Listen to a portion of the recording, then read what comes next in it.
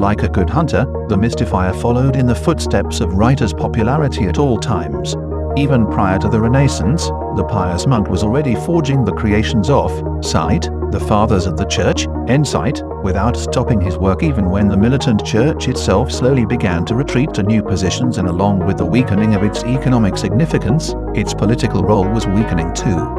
In this era, the hoax was playing the role of sight, ideological reserves, insight, and was helping the clerics of the 16th century to hold these positions, enriching the military equipment of the church with numerous fakes, with the newly found St. Bernard faked in 1449 by John Garland, with the polemical book of St. Athanasius directed against the heretics. The author of this book is Bishop Vigilius, with the commentaries of St. Ambrose on the epistles of the Apostle Paul forged by the Donatist Tichonius in 1532, etc. and the like. Insight, Ref 50, pages 103-104. In the 9th century, Isidore of Seville presented almost 100 epistles and decrees written by him on behalf of the sight, more ancient, insight, Roman bishops, ranging from sight, contemporaries to the apostles, insight, along with several letters from alleged correspondence of imagined popes as well as acts of previously unknown cathedrals. These famous decretals, sight, were taken without any doubt. In the next century, the Pram-abbot Ripani was referring to them, and the compilers of similar works kept using them, until the 12th century when Gratian put them to the basis of his book Decretum, an extensive set of medieval church laws, and what is built on this basis remains till this day. Insight, Ref 7, page 420. Sight, the falsity of these documents was easily proven by major anachronisms and blunders. The time of compilation of this book should be considered after the 6th Paris Council held in 829, because much was borrowed from that cathedral by the counterfeiter, but before the Quercy Cathedral held in 857, when Carol the Bald, as they say, already showed these decretals as authoritative documents. Moreover, they now think that these documents were written in Metz, and Jinkma even says that this collection was brought from Spain by Riculf, who held the Metz department from 787 to 814. Insight, Ref 7, page 418. Another famous church forgery of the same time is the so-called sight, gift of Constantine, insight, on which the Roman Curia based its claims to secular power.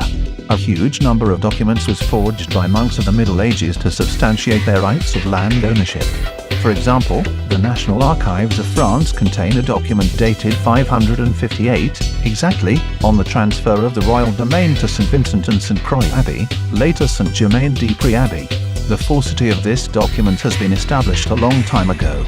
Ref 55, page 57.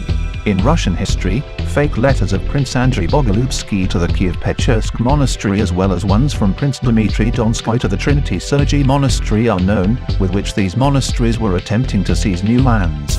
Ref 55, page 57. Topic: False pedigrees.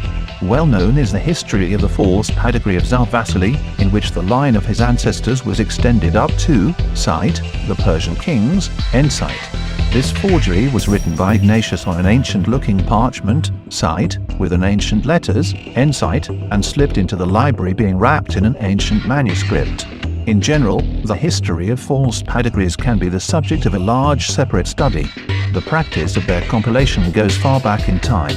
Allegedly, in the 4th century, Blessed Jerome was already claiming that St. Paul's father was descended from Agamemnon, that Julius Festus was a descendant of Julius Caesar, while Fabes, contemporaries of Jerome, considered Cunctator to be their ancestor. In the 9th century, Photius compiled a genealogy that made the Thracian peasant Basil, who took the throne of Constantinople, to be a descendant of the famous dynasties of antiquity. Especially great is a number of fake genealogies made in the 11th century in Byzantium. Sellers' names among the ancestors of Ciroeris to be the following ones: Heraclides, Pelopides, Cyrus of Persia, Croesus, and Darius Hystaspes.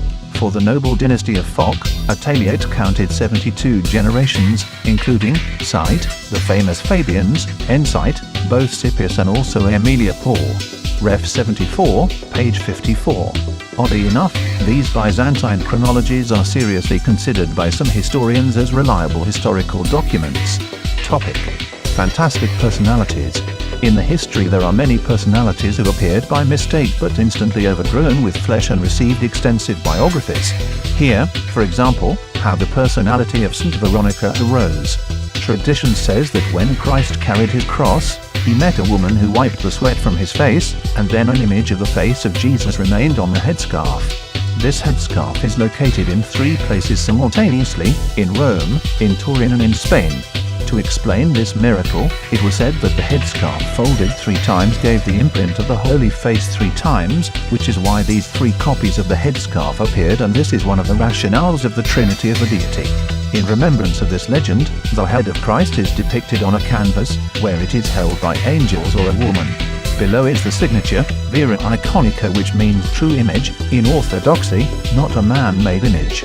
Medieval monks, not understanding these words, joined them together, took them for a feminine name, and composed a very detailed story of St. Veronica. Similarly, both holy Zenorides appeared, one of which, according to a martyrology written by Baronius, a cardinal of the 16th century, was tortured in Antioch. It happened like this. In one of the conversations of John Chrysostom, where he spoke about Antioch, Baronius read the Greek word Zenoris, meaning double harness. Having mistaken this word for the name, Baronius made up a little biography of the 2 St. Zenorides, of whom Chrysostom allegedly spoke of one, whereas Jerome in his 8th letter to Demetrius spoke of other. A special bulla by Pope Gregory XIII established the celebration of the Day of the Holy Zenorides on the 24th of January. But soon the forgery was exposed and the cardinal destroyed all the copies of his martyrology. However, several copies remained in the libraries of Bruges and Chambéry. The words emitir, to appear, and halidon, swallow, on the margins of calendars were words which the monks used to mark the arrival of the swallows in the spring for their own use, but these words became the names of the Holy Emetiria and St. Helidonius, both with detailed biographies tied to the historical situation.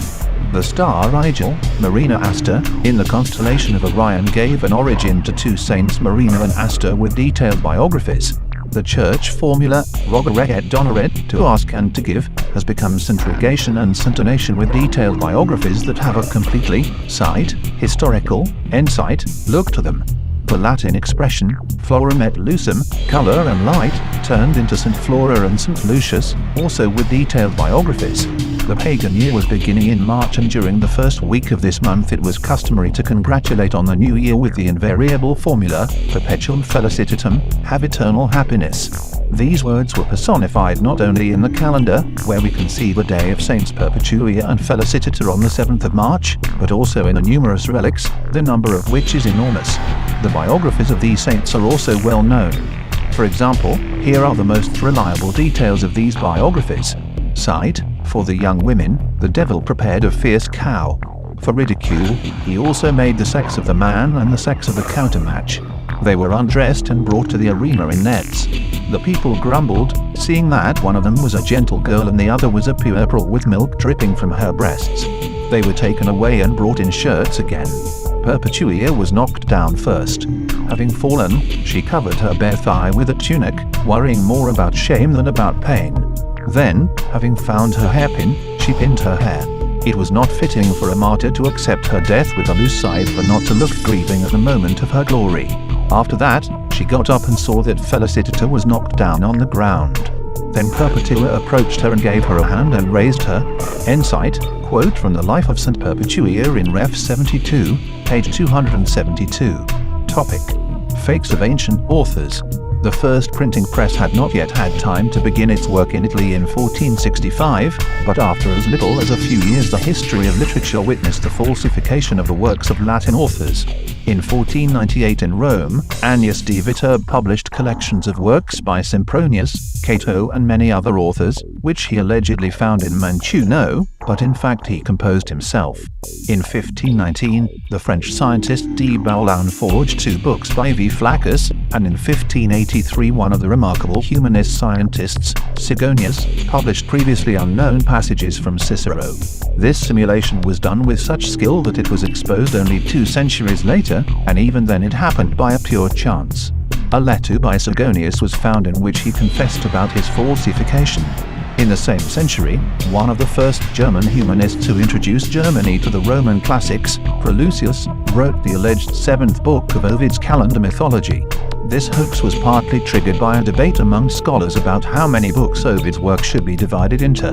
Despite the author's unequivocal instructions that he has 6 books, some scientists of the Renaissance, based on calm positional features, insisted that there should be 12 of them.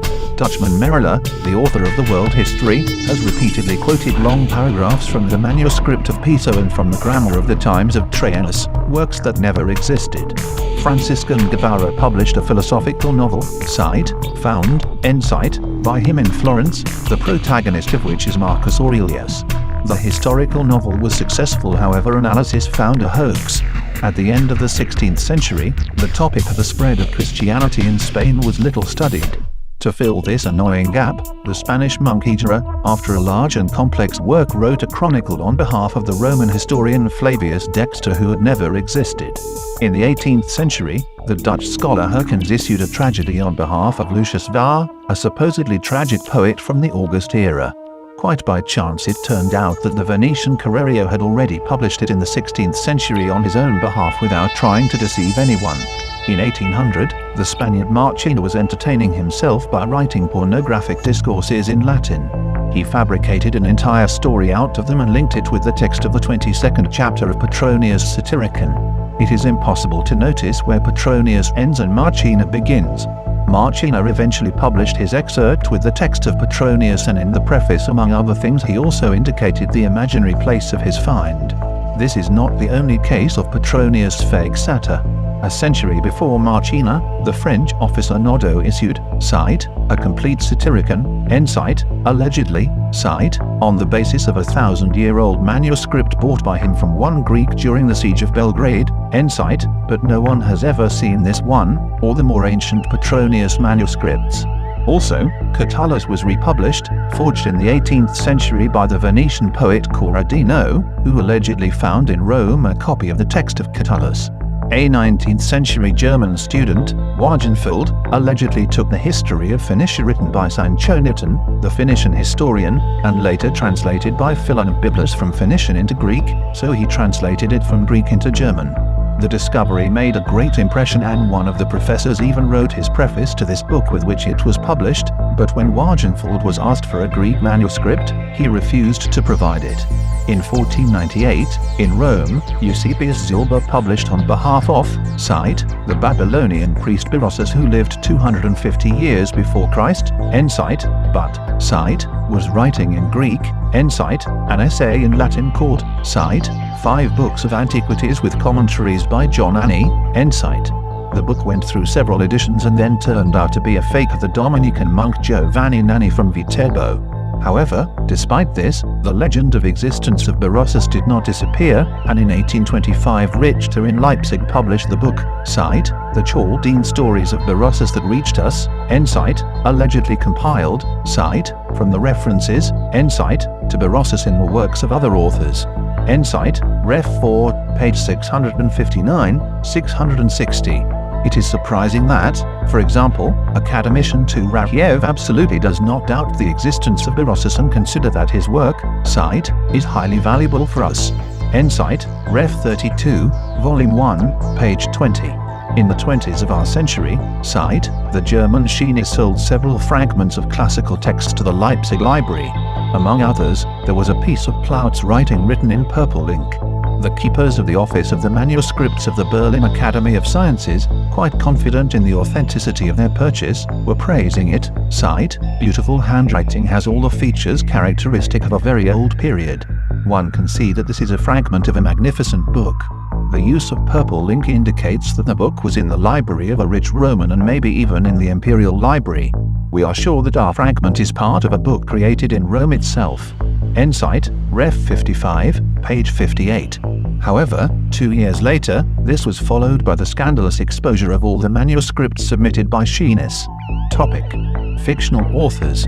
The scholars of the Renaissance, and even later times, were not content with simply Sight, finding, Insight, manuscripts of previously known writers, but they also informed each other about their Sight, discoveries, Insight, of previously unknown authors, just as Murray did in the 16th century when he sent his own verses to Scaliger but attributed them to the names of forgotten Latin poets Attius and Trobius. Even the historian J. Balzac created a fictional Latin poet. Into the collection of Latin poems, published in 1665, he included another poem, praising Nero, belonging to an unknown contemporary of Nero and allegedly found by Balzac on half-rotten parchment. This poem was even included in the anthologies of Latin poets until a fake was revealed. In 1729, Montesquieu published a Greek poem in French, in the style of Sappho, informing in the preface that 7 songs of the poem were written by an unknown poet who lived after Sappho and were found by Montesquieu in the library of a Greek bishop. Montesquieu later confessed to the mystification. In 1826, the Italian poet Leopardi forged 2 Greek odes in the style of Anacreon, allegedly written by previously unknown poets. He also published his second forgery, a translation of a Latin retelling of a Greek chronicle about the history of the Fathers of the Church and the description of the Mount Sinai. A famous imitation of antique classics is the mystification of Pierre Louis, who invented the poetess Bilitis. He printed her songs in Mercure de France magazine and later in 1894 he released them as a standalone edition. In the preface, Louis outlined the circumstances of the discovery of songs by an unknown Greek poetess of the 6th century BC, and said that a certain Dr. Heim had even found her grave. 2 German scientists, Ernst and Wilhelm Oellendorf, immediately dedicated their articles to the newly discovered poetess, and her name was entered into the Cite, Dictionary of Writers, Cite, by Lollier and Giddel.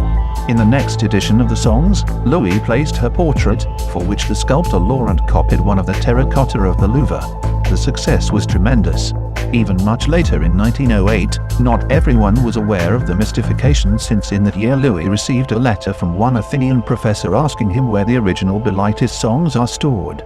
Let's pay attention that almost all the revelations of hoaxes of this kind belong to the new time. This is expected because the humanist of the Renaissance inventing a new author was almost impossible to catch, as they say, red-handed. Therefore, judging by all the available data, one should expect that at least some off-site, the ancient, N-site, authors were created by humanists. Topic: Fakes of the new time.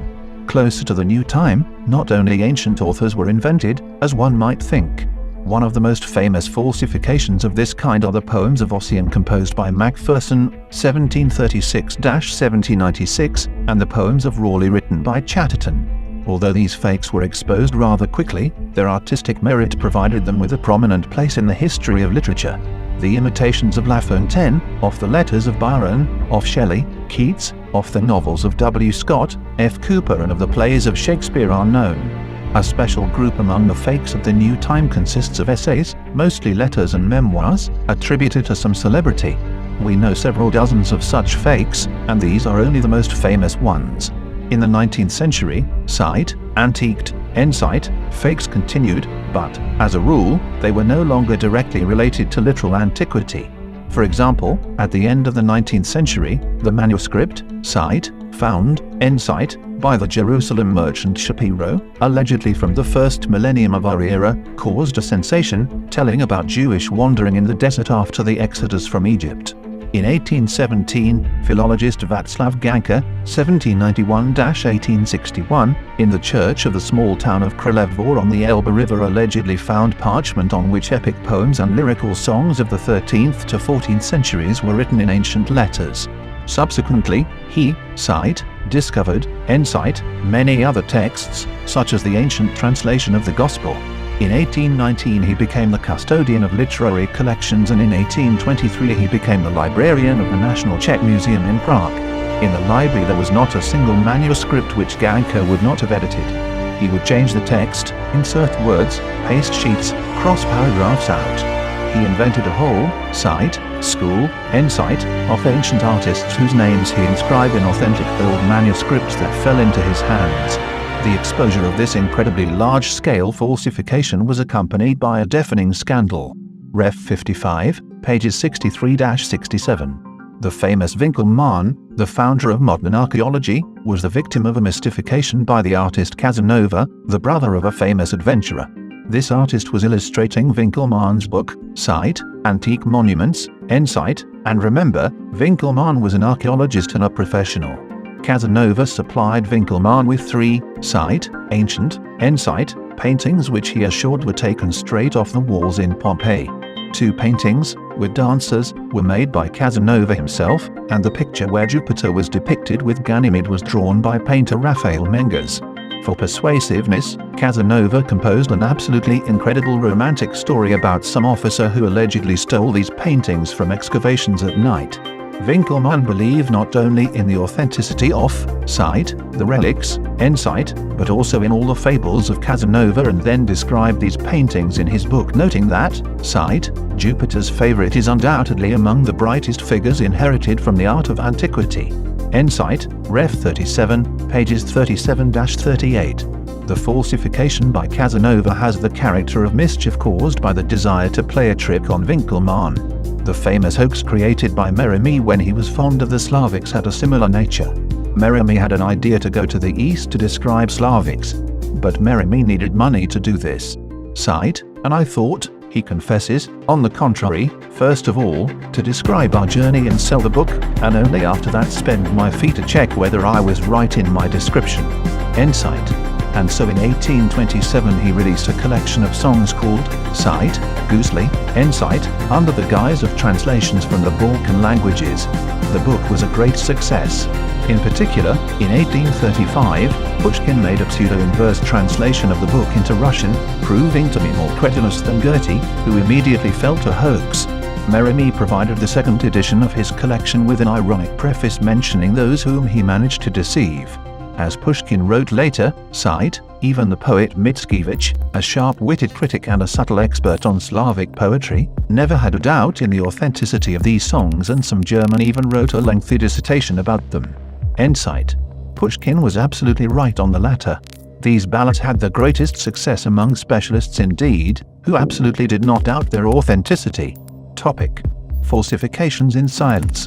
A lot of fraud is known in the history of the natural sciences.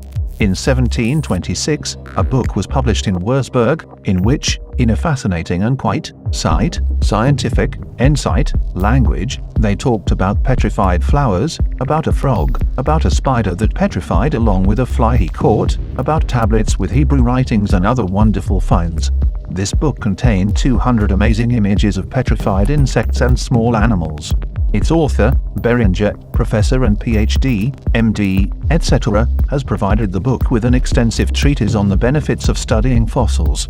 At the same time, Beringer throws thunder and lightning into those envy of him who are spreading rumors that these figures, like a common prank, are thrown into the excavations he's in charge of currently.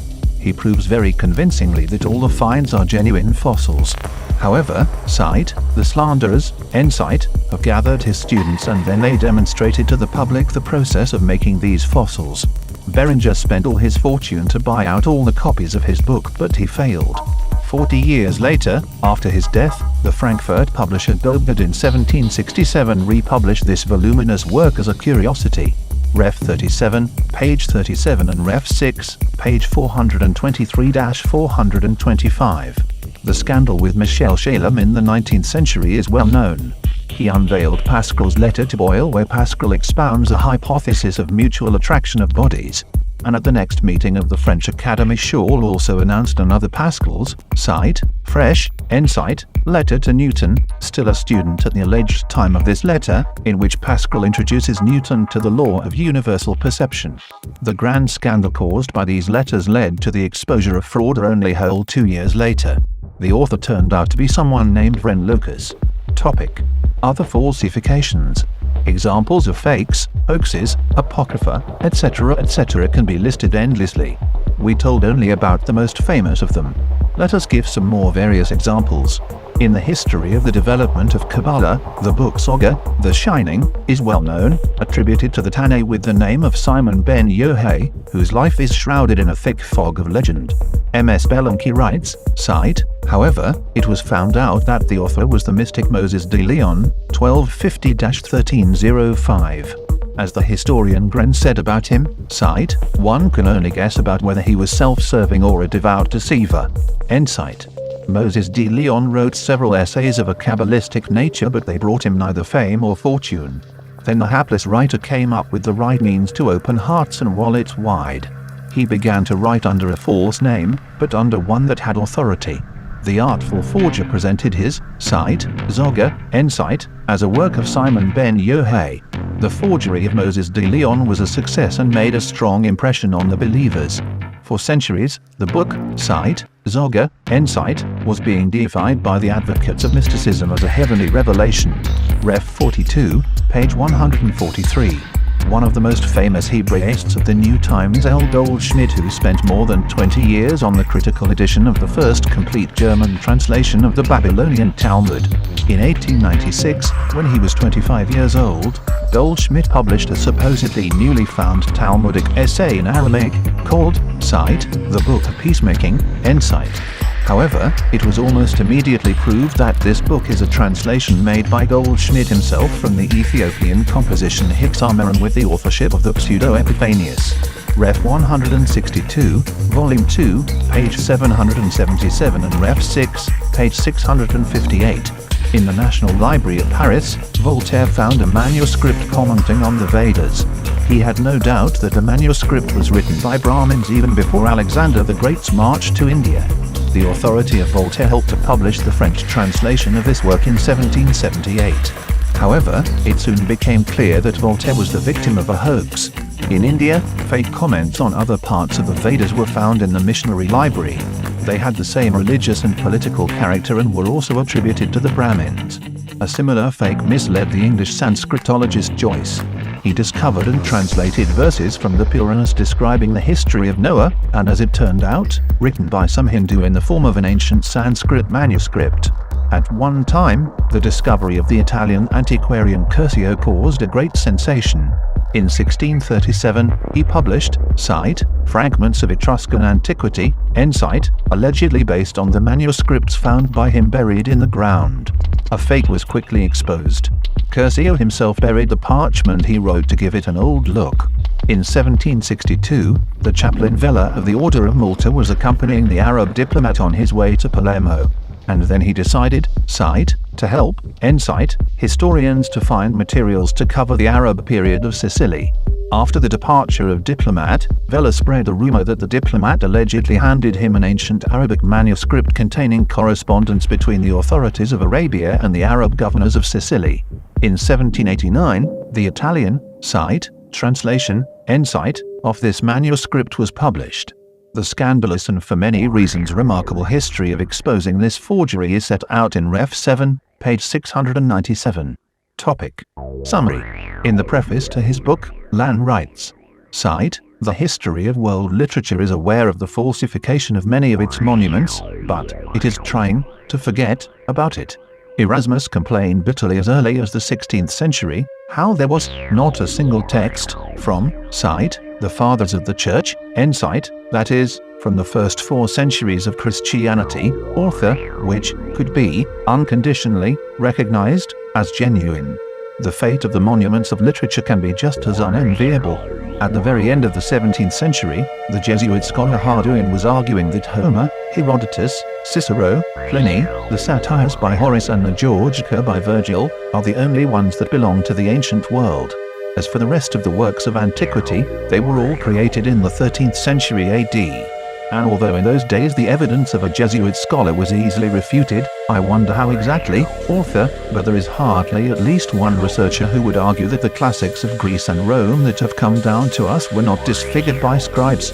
It is enough to just ask this question about the authenticity of the manuscripts of the classics, author, and then you have to admit the complete impossibility to find out where the text of the once, cite, genuine, Ensight, classic ends and the potentially falsified text begins. In fact, we are not aware of the genuine Sophocles and Titus Livy. The most subtle and rigorous criticism of texts is powerless to detect later distortions of the works of the classics. Traces that will possibly lead us to authentic texts always break off. Ensight, Ref 50, pages 5-7. In general, we can fully agree with these final conclusions of Lann, but at the same time, it is impossible not to note a certain inconsistency in his conclusions, caused by a priori confidence in the existence of some, cite, authentic texts, Ensight, whereas this confidence is actually not based on anything factual. As Lann himself writes, cite, traces always break off, Ensight. For us, it also makes sense to add that historians are extremely reluctant to part even with those writings whose apocryphism has already been proved by the historians themselves. They transfer them to the category of so-called pseudo-epigraphic literature, pseudo-Clement, pseudo-Justus, etc., and after that they still do not hesitate to use them. This position is absolutely clear because it is only a logical continuation of their common attitude to cite the ancient, cite monuments. We have so few of these monuments left that it is a pity to exclude even dubious monuments from circulation. Topic: Causes of fraud. The reasons for fraud are as varied as life itself. Little is documented about the motives of falsification in the Middle Ages. Therefore, we are forced to analyze this issue on the basis of the materials of the new time. However, there is no reason why the general conclusions obtained on the basis of this material would not be applicable to the more ancient times. 1. An extensive class of imitations is purely literary hoaxes and stylizations. As a rule, if a hoax succeeds, its authors quickly and proudly reveal their deception. A striking example is the hoax made by Merimee and also the hoax from Louis. Apparently, fragments from Cicero falsified by Sigonius belong to the same class. But if such a mystification is done skillfully and besides, its author for some reason did not confess to his forgery, then it turns out to be very difficult to reveal it. It is terrible to think how many such mystifications were done in the Renaissance, to make a bet, or just for fun, or to test one's abilities, etc., but subsequently was taken seriously. However, it must be assumed that such kind of cite, ancient, cite works belonged only to cite, a small scale, cite genres, poems, excerpts, letters, etc. 2. Close to them are also frauds in which the young author is trying to establish his self-esteem or test his strength in the genre, which guarantees him protection in case of failure. For example, fakes from Macpherson and Chatterton belong to this class. Apparently, the latter manifested a rare pathology of complete identification with adored ancient authors. Colin, in response to the inattention of the theatre to the plays written by him, reacted by faking the work of Molière, etc. Let us note that, usually, the most famous falsifiers of this type did not manifest themselves in any way in the future. For example, Aland, who forged Shakespeare himself, however, became a very mediocre writer later. 3. Even more malicious are the frauds made by a young philologist in order to quickly become famous. For example, Wagenfold. More mature men of science falsified other people's works with the aim of proving a particular idea, Prolucius, or filling gaps in our knowledge, Hydra. 4. Cite, filling, cite falsifications also include biographies of fantastic personalities like cite, St. Veronica, cite, etc. 5. Many falsifiers were motivated, among other things, by considerations of a political or ideological nature, Ganka. 6. As a special case of former falsifications, it is necessary to single out the monastic falsifications of works of cite, the Fathers of the Church, cite, decrees of the popes, etc. 7. Very often the book was apocryphalized into antiquity because of the accusatory, anti-clerical, or free-thinking nature of the work, that is in those cases in which the publication of an essay with the author's own name on it was fraught with grave consequences for him. 8. Finally, last but not least, is the urge of elementary profit. There are so many examples that they should not even be given. Topic: Exposing the fraud. If the falsification is done skillfully, then its exposure is a problem of tremendous difficulty and, usually, if the falsifier himself does not confess, it happens purely by chance. For example, Sigonius. Since, as Lan noted, the history tends to forget about its falsifications, it turns out that, as time passes, exposing a falsification becomes more and more difficult. For example, Tacitus. Therefore, there is, no doubt, that a lot of falsifications, especially humanistic, still remain unexposed. In this regard, of particular interest is the information about the circumstances of the discovery of certain manuscripts. We saw with Tacitus as an example, and we will see later with the example of many other essays, cite, discovered, cite, in the Renaissance, that this information is very scarce and even contradictory. There are almost no names in it, and instead it is reported about, cite, nameless monks, cite, only, who brought, cite, from some place at the north, cite, invaluable manuscripts that have been, cite, forgotten, cite, for many centuries. Therefore, it is impossible to judge the authenticity of manuscripts on the basis of this information. On the contrary, the very inconsistency of this information lead, like it does in the case of Tacitus, to serious doubts. But what is really strange is that there is usually no information on the circumstances of the discovery of manuscripts even in the 19th century. The discoverers either report unverifiable information about them, such as site, bought at the Eastern Bazaar, site, or site, found in the basement of the monastery unbeknownst, exactly, to the monks, site, or they are completely silent. We will return to this more than once, but for the time being we will only quote the famous scientist Professor Zelinsky. Cite, the past year of 1891 will long remain memorable in the history of classical philology. It gave us, in addition to various small novelties, two large and precious gifts, the book of Aristotle about the state of Athens and the everyday scenes of Hera. What a fluke made these two finds possible.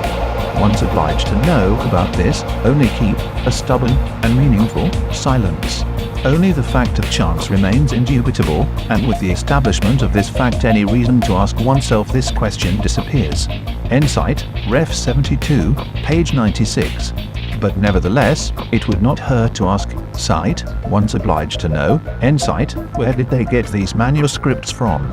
After all, as the above examples prove, neither high academic titles nor generally accepted honesty in everyday life do not guarantee the absence of fakes. Because as Engels have already pointed out long ago, there are no more gullible people than the scientists themselves.